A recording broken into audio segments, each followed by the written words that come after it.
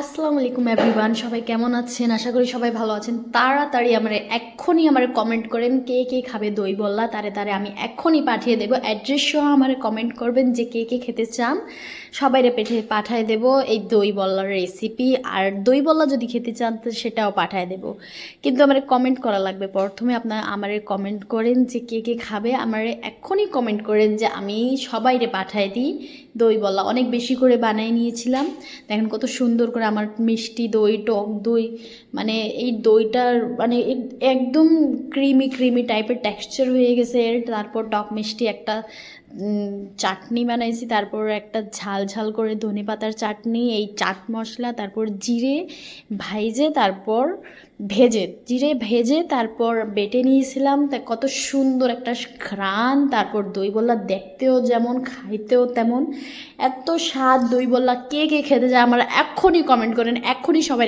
পাঠিয়ে দেবো। প্লিজ এক্ষুনি কমেন্ট করেন আর বলেন কারে কারে রেসিপি লাগবে, এখনই পাঠিয়ে দেবো।